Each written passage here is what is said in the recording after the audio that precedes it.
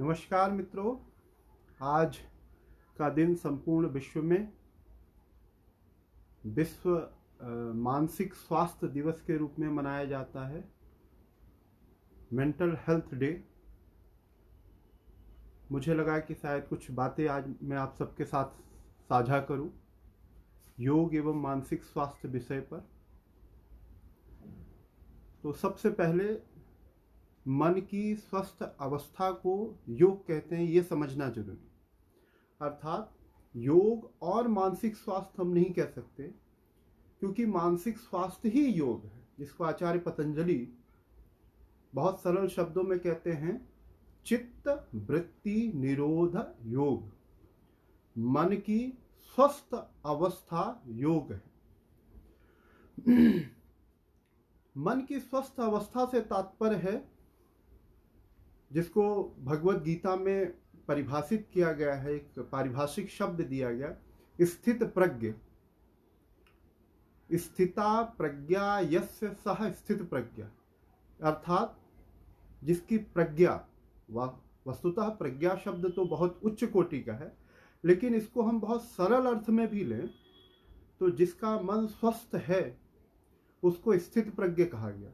और स्थित प्रज्ञ योगी का पर्यायवाची है। योगी चाहे कहें हम या स्थित प्रज्ञ कहें, ये दोनों शब्द पर्यायवाची हैं। जो मानसिक रूप से स्वस्थ है वही योगी है, वही स्थित प्रज्ञ है।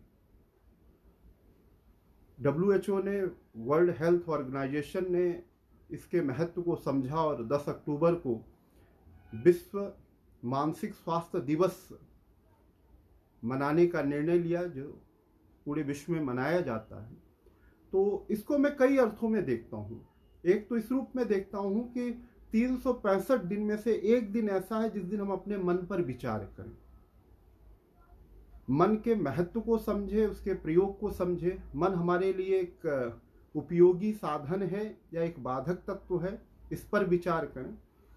और मन का और हमारे व्यक्तित्व का कितना संबंध है, मन के प्रबंधन से व्यक्तित्व का प्रबंधन हो सकता है या नहीं, या ये कहें मन ही व्यक्तित्व है। इन सारे विषयों पर एक दिन चिंतन का समय है आज का दिन, कि हम आज के दिन सिर्फ मन पर बात करेंगे या मन पर चिंतन करेंगे। अब वस्तुतः ये कुछ ऐसा लगता है कि मन पर चिंतन करना, क्योंकि चिंतन करने का कार्य ही मन करता है। लेकिन हम सिर्फ मन नहीं है, हम मन से भी ऊपर जाकर के बुद्धि और दृष्टा भाव हैं। तो अगर हम मानसिक स्वास्थ्य की बात करें तो 3 पुस्तकें भारतीय ज्ञान परंपरा में बहुत महत्व रखती हैं। पहली तो पुस्तक है श्रीमद् भगवत गीता, जिसको मैं समग्र मन प्रबंधन शास्त्र भी कहता हूँ, कि विषाद से जो संन्यास तक ले जाए। भगवत गीता अर्जुन विषाद से आरंभ होकर के और मोक्ष संन्यास पर समाप्त होती है। अर्थात मन की अस्वस्थ अवस्था से मन की पूर्ण स्वस्थ अवस्था तक की जो प्रक्रिया है, उस पूरी प्रक्रिया का वर्णन, उस विधि का वर्णन भगवत गीता में किया गया। और वहीं पर सबसे पहले मानसिक स्वास्थ्य या मानसिक रूप से स्वस्थ व्यक्ति के लिए शब्द आया स्थित प्रज्ञ। ये शब्द अन्य शास्त्रों में भी हमें मिलता है। महाभारत तो भगवत गीता वहीं से आई है, तो उसमें तो है ही, साथ में अन्यत्र भी हमें स्थित प्रज्ञ शब्द मिलता है। लेकिन मेरी अपनी जो समझ है और जो मेरा अपना अध्ययन है, मुझे ये लगता है कि भगवत गीता का अगर इस विश्व के लिए कोई बहुत बड़ा योगदान है तो स्थित प्रज्ञ की संकल्पना का है, मानसिक स्वास्थ्य की संकल्पना का है। उसके अलावा दूसरा ग्रंथ है योग वासिष्ठ। ये भी एक बहुत विशाल ग्रंथ है। ये योग का भी ग्रंथ है, वेदांत का भी ग्रंथ है, और इसमें भी मन के प्रबंधन की अद्भुत विधियां बताई गई। और मुझे लगता है कि मन के बारे में जितना चिंतन योग वासिष्ठ में किया गया है, उतना किसी भी शास्त्र में नहीं किया गया। और तीसरा, जिससे हम सभी परिचित हैं, आचार्य पतंजलि का पातंजल योग सूत्र।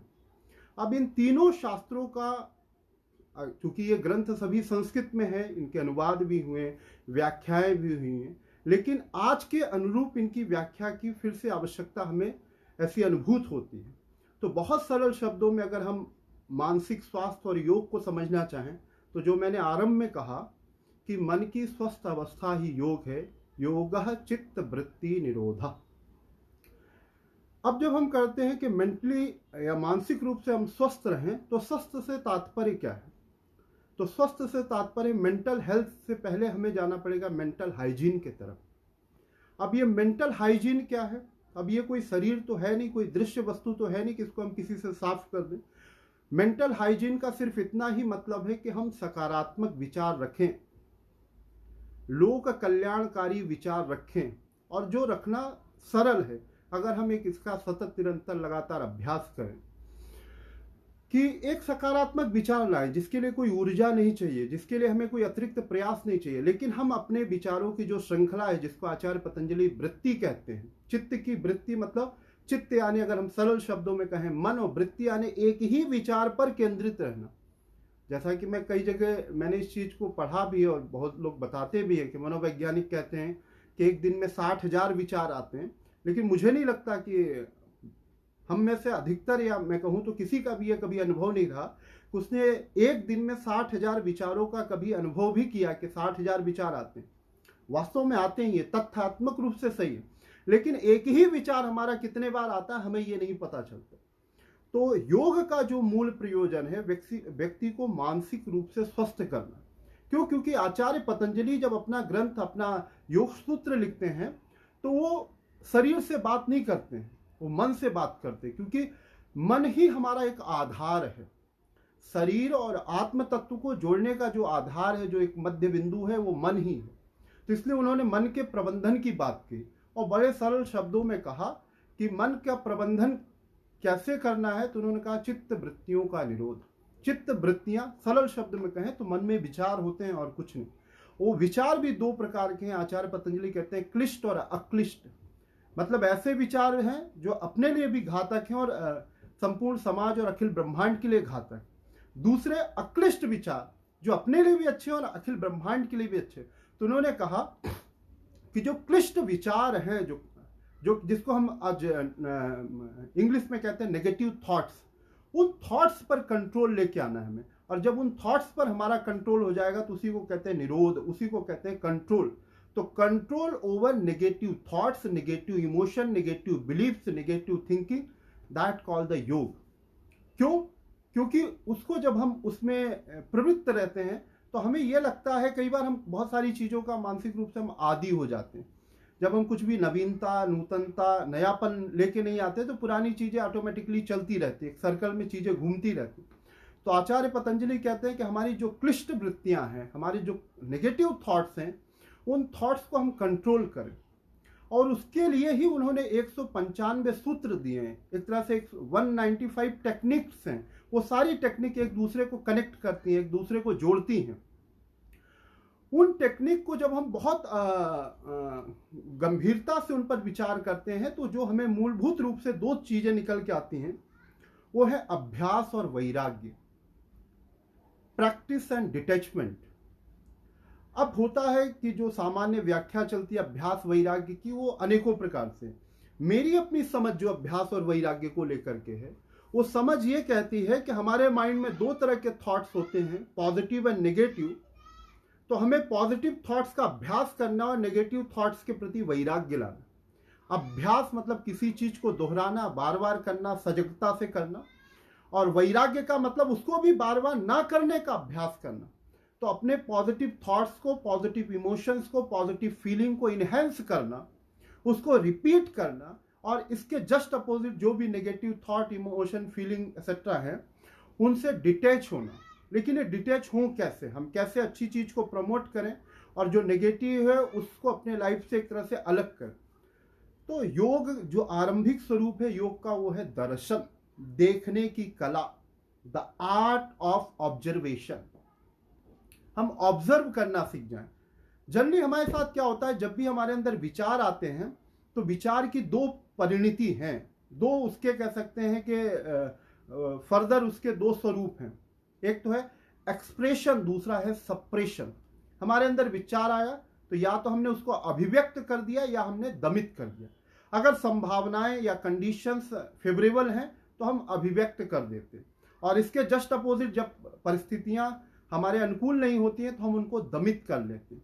और इस पूरी श्रृंखला में हम चलते रहते हैं, अभिव्यक्ति और दमन की, एक्सप्रेशन और सप्रेशन की। लेकिन योग एक नए तत्व की बात करता है जिसको कहते हैं ऑब्जर्वेशन।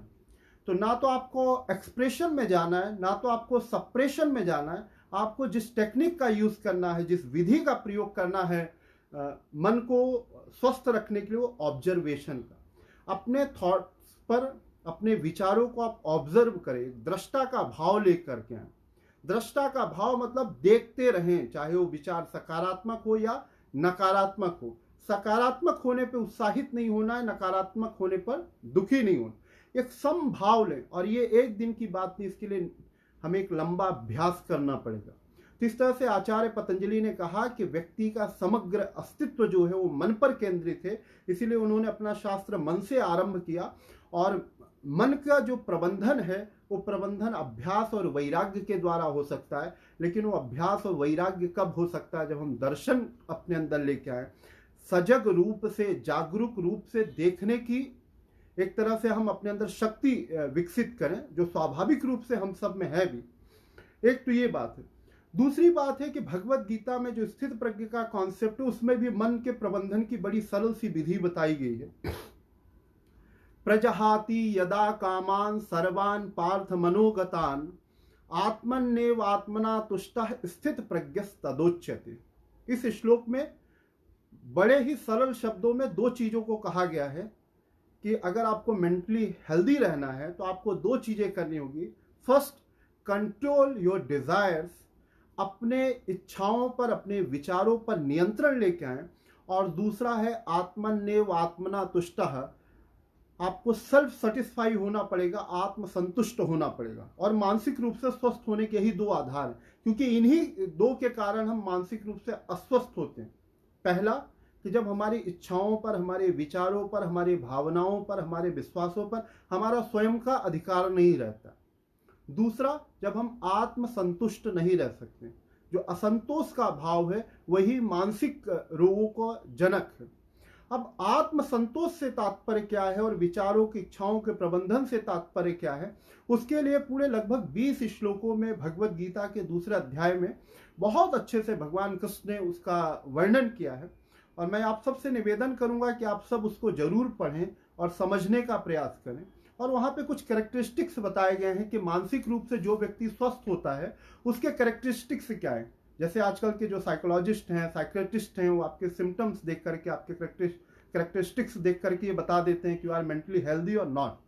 तो वो जो आधुनिक समय में है उनसे ज्यादा अच्छे कैरेक्टरिस्टिक, ज्यादा अच्छे लक्षण बताए गए हैं मानसिक स्वस्थ व्यक्ति के भगवत गीता में। कहा गया है दुखेषु अनुदिग्न मनाः सुखेषु विगत स्पृहा। अर्थात कि जब आपके जीवन में कुछ एडवर्स हो रहा हो तब आपको बैलेंस में नहीं जाना, अपने अंदर एक डिस्टर्बेंस क्रिएट नहीं करना है या डिस्टर्ब नहीं होना। इसी तरह से जब आपके जीवन में बहुत ज्यादा पॉजिटिव हो रहा हो, सुखेषु विगत स्पृहा, there are only two things. वास्तव में वैसे तीन संभावना, या तो सुख है, या दुख है, या तटस्थ भाव है। ना तो हमें सुख हो रहा है ना दुख हो रहा है, तो इसको हम संन्यस्त अवस्था मन की कहते हैं, सुख दुख से परे की अवस्था, जिसको हम आनंद की अवस्था भी कह सकते हैं। तो इन दोनों में जो व्यक्ति सम रहता है, जब उसके जीवन में दुख आ रहा है तो अनुद्विग्न नहीं हो रहा है, वो किसी भी प्रकार से घबरा नहीं रहा है, डर नहीं रहा है, चिंतित नहीं हो रहा है।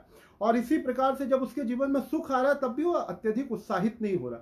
तो जब कोई व्यक्ति सुख में भी संभाव बनाए रखे, दुख में भी संभाव बनाए रखे, ये आउटर वर्ल्ड की बातें हैं, बाह्य जगत में सुख दुख की घटनाएं बाह्य जगत में होती, तो उस व्यक्ति को मानसिक रूप से स्वस्थ कहा गया। एक ये।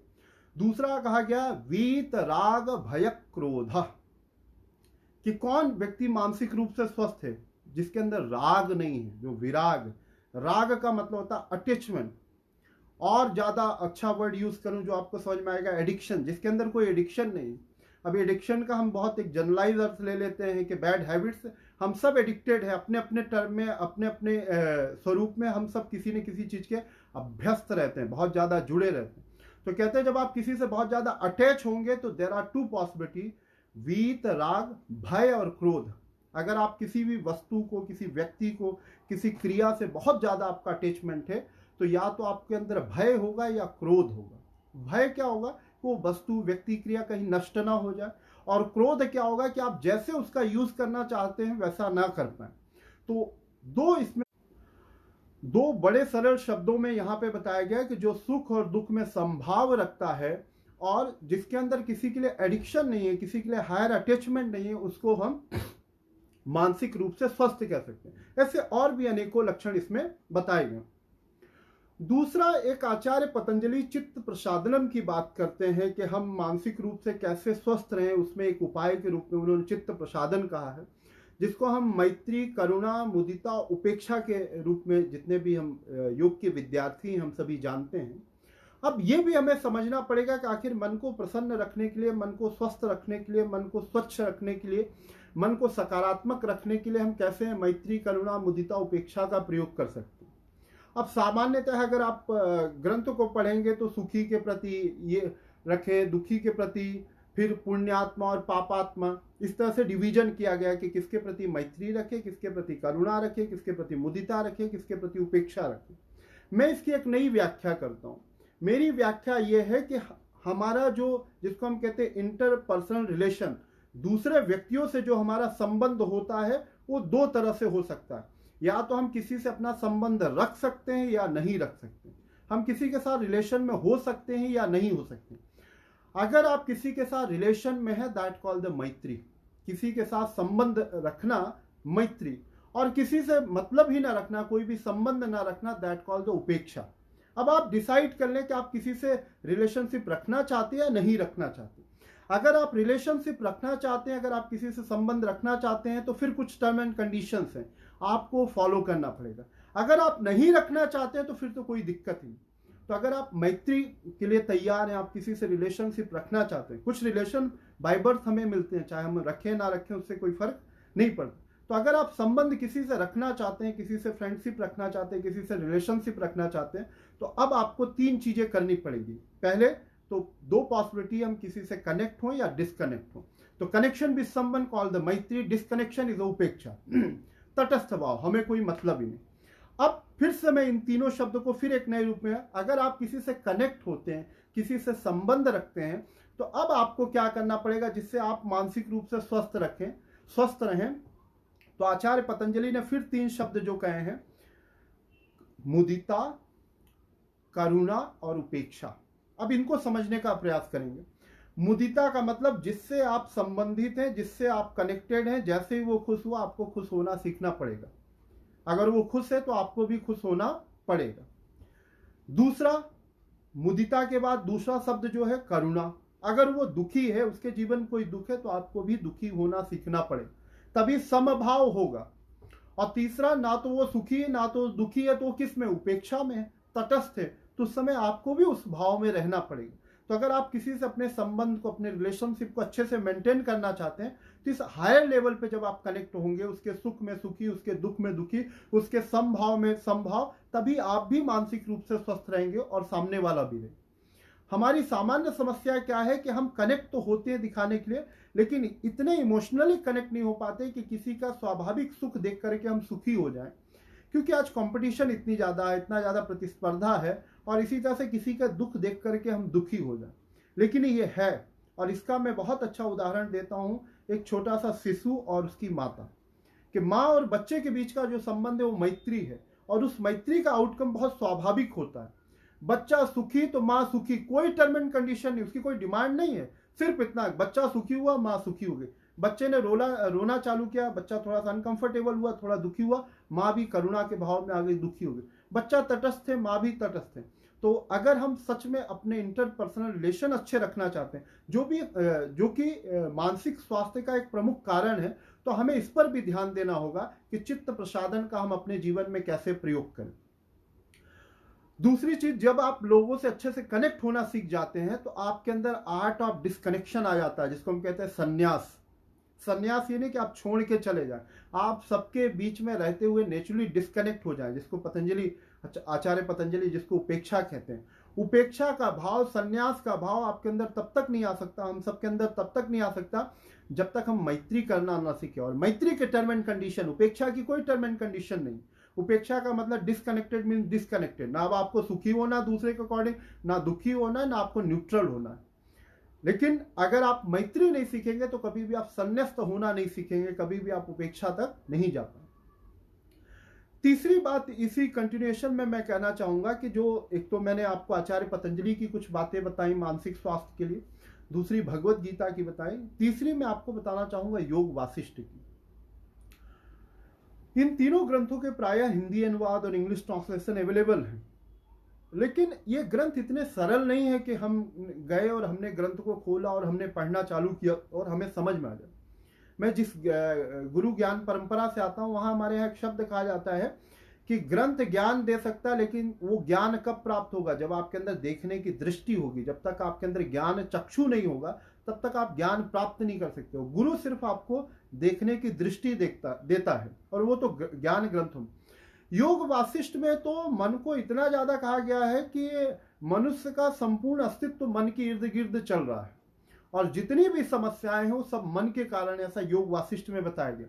और वहां पे भी अभ्यास और वैराग्य को ही मन के प्रबंधन का परम उपाय बताया गया कि जब हम good habits, good thoughts develop करते हैं इंटेंशनली, आप सक्रिय होकर के, संकल्पित होकर के अच्छे विचार लेके, अच्छे विचार के आज मुझे सिर्फ सकारात्मक ही सोचना है, परिस्थिति चाहे जैसी भी हो, इसी के अनुकूल अगर आपके अंदर नेचुरली टेंडेंसी होती है, हमारे अंदर नकारात्मक विचार आते हैं, तो मैं उनसे तटस्थ होऊंगा, उनसे डिटैच होऊंगा। जब आप नेगेटिव थॉट्स को एंजॉय करने लगते हैं तो उसका भी एक अलग मजा है, लेकिन वहां पर आपको वैराग्य लेके आना। तो इस आज की संपूर्ण बातचीत का सारांश ये है कि मानसिक स्वास्थ्य या योग ये पर्यायवाची है, क्योंकि मानसिक रूप से स्वस्थ या मन की स्वस्थ अवस्था को योग कहते हैं। पहला तो ये हमें समझना पड़ेगा। दूसरा, जब मन स्वस्थ होता है तभी हम higher possibilities of human being, है ना, इस मनुष्य जीवन की जो अनंत संभावनाएं उनको हम एक्सप्लोर कर सकते हैं। मन एक ऐसा ब्रिज है जो एक नदी के बीचों बीच है। हम नदी किस पार है, अगर हमें उस पार जाना है जहां अनंत संभावनाएं हैं, जहां हम अपने को अहम ब्रह्मास्मि, I am the supreme reality, I am the complete, इसकी घोषणा करना है, तो उसके लिए हमें इस मन के ब्रिज से होकर ही निकलना होगा। लेकिन अगर इस ब्रिज पे ही हम अटक गए, इस सेतु पर, इस पुल पे ही हम अटक गए, और जो कि हम सबके साथ स्वाभाविक रूप से हो रहा है, मन का यही तिलिस्म है, यही रहस्य है, यही सीक्रेट है, तो सारे के सारे शास्त्र इस मन के प्रबंधन की बात कहते हैं। हमारे यहाँ तो ये तक कहा गया है, मन यो मनुष्याणाम कारणम बंध मोक्षयो, कि मन आपको बंधन भी दे सकता है और मोक्ष भी दे सकता है। कब? जब मन आपके प्रबंधन में है, मन को आपने प्रबंधित कर लिया है, आप मानसिक रूप से स्वस्थ हैं तो आप मुक्त हैं। लेकिन मन ने आपको प्रबंधित कर लिया है, आप मन के कंट्रोल में है, तो फिर इसके जस्ट अपोजिट आप बंधन में। तो एक तो सारांश ये कि मन की जो स्वस्थ अवस्था उसको योग कहते हैं। दूसरा, मन को प्रबंधित और स्वस्थ रखने का जो उपाय है वो उपाय है दृष्टा भाव या दर्शन की क्रिया, कि हम दर्शन या दृष्टा के रूप में देखने, अपने विचार को हम ऑब्जर्व करना सीखें। तीसरी जो बात है वो योग के प्रायोगिक प्रयोग हैं। अगर आप भावनात्मक रूप से असंतुलित हैं, इमोशनल इम्बैलेंसेस हैं आपके अंदर, या आपके विचार बहुत ज्यादा अति सक्रिय हैं या असक्रिय हैं, मतलब या हाइपर एक्टिव हैं या बहुत ज्यादा आपके डोर्मेंट लेवल पे हैं, विचार ही नहीं आते, तो इनमें जो योग का प्रायोगिक जो पक्ष है, जिसको हम कहते हैं आसन, प्राणायाम, ध्यान, उनका बड़ा महत्व है। अगर कोई व्यक्ति प्राणायाम का नियमित अभ्यास करता है तो प्राणायाम और मन का बड़ा साक्षात संबंध बताया गया, क्योंकि मन कोई दृश्य रूप नहीं ना कि आप पकड़ के कंट्रोल कर लें। आप कितने भी शक्तिशाली हो, आप अपने मन को पकड़ के अपने शक्ति से कंट्रोल नहीं कर सकते। लेकिन हमारे यहाँ जो योग के प्रायोगिक ग्रंथ है, जिनको मैं हठ योग के ग्रंथ कहता हूँ, उसमें मन के प्रबंधन के लिए जो सबसे महत्वपूर्ण बताया गया वो बताया गया प्राणायाम। चले वाते चलम चित्तम निश्चले निश्चलम भव। अब देखिए, आचार्य पतंजलि कहते हैं योगा चित्त वृत्ति निरोधा, और स्वात्मा राम जो इन्होंने हठयोग प्रदीपिका लिखी वो भी चित्त शब्द लेके आते हैं। अगर आपको अपने चित्त का निरोध करना, चित्त का कंट्रोल करना, तो क्या वात यानी वायु, प्राणवायु को आपको कंट्रोल करना पड़ेगा। The art to control that pranavayu call the pranayama, कि प्राणों का आयाम करना सीखें। और प्राणों के प्राणायाम के अनेकों प्रकार हैं, जिसमें बहुत सरलीकृत प्राणायाम, जिसको मैं समझता हूँ, जिसका मैं भी अभ्यास करता हूँ, अनुलोम विलोम और नाड़ी शोधन प्राणायाम। प्राणायाम में अगर आप अनेकों प्रकार के प्राणायाम नहीं कर पा रहे हैं तो ये बहुत सरल सा प्राणायाम है, और इनके बहुत प्रभाव भी दिखते हैं। अगर आप इसका नियमित अभ्यास करते हैं तो थॉट मैनेजमेंट, इमोशन मैनेजमेंट, आपकी अपनी फीलिंग को मैनेज करने के लिए ये प्राणायाम बहुत उपयोगी। दूसरा एक ध्यान है जिसको मैं भगवत गीता का एक अद्भुत ध्यान कहता हूँ, जिसको मैंने नाम दिया है कृष्णा कॉस्मिक मेडिटेशन। तो किसी दिन मैं इस पे बात करूंगा। कृष्णा कॉस्मिक मेडिटेशन एक अपने आप में एक योग का पैकेज है, जिसका अगर हम नियमित अभ्यास करें तो हम पूर्ण रूप से मानसिक रूप से स्वस्थ रह सकते हैं। तो कभी अगले या जब भी समय मिलेगा तो मैं आप सबके साथ उस विधि को, जिसको मैं कृष्णा कॉस्मिक मेडिटेशन कहता हूँ, उसको भी साझा करूंगा। तो इस तरह से योग ने एक तो कहा कि आप देखना सीख जाएं, आप ऑब्जर्व करना सीख जाएं। दूसरा, योग के जो प्रायोगिक अभ्यास है उन अभ्यासों को करें तो व्यक्ति निश्चित रूप से मानसिक रूप से स्वस्थ हो सकता है। सर्वे भवन्तु सुखिनः, सर्वे सन्तु निरामयाः, सर्वे भद्राणि पश्यन्तु, माँ कश्चित् दुःख भाग् भवेत्। इस श्लोक को, जिसको हम शांति मंत्र या मंगल मंत्र कहते हैं, इसमें कहा गया है सर्वे भवन्तु सुखिनः, सर्वे सन्तु निरामयाः, सर्वे भद्राणि पश्यन्तु। अगर आपके अंदर पॉजिटिव थॉट्स होंगे तभी आप स्वस्थ रहेंगे, सुखी रहेंगे, समृद्ध हैं। पश्यन्तु का मतलब होता है देखना, भद्र का मतलब होता है अच्छा, पॉजिटिविटी। तो जब आपके विचार सकारात्मक होंगे, उससे आपके विचार से विश्वास सकारात्मक होंगे, उससे आपका समग्र व्यक्तित्व प्रबंधित होगा और आप स्वस्थ होंगे, सुखी होंगे। इसी कामना के, मंगल कामना के साथ मैं आज की इस चर्चा को यहीं पे पूर्ण विराम देता हूँ। आप सबके लिए बहुत बहुत धन्यवाद। जो लोग भी जुड़े सभी को नमस्कार। और सभी से यही प्रार्थना है कि सभी लोग आज के दिन मन पर थोड़ा सा कार्य करें और विश्व मानसिक स्वास्थ्य दिवस जो आज मनाया जा रहा है, इसके महत्व को समझें और ये समझें कि मन का प्रबंधन बहुत ज़्यादा जरूरी है और वो आएगा योग के अभ्यास से और अपने स्वरूप को समझने से। बहुत बहुत धन्यवाद।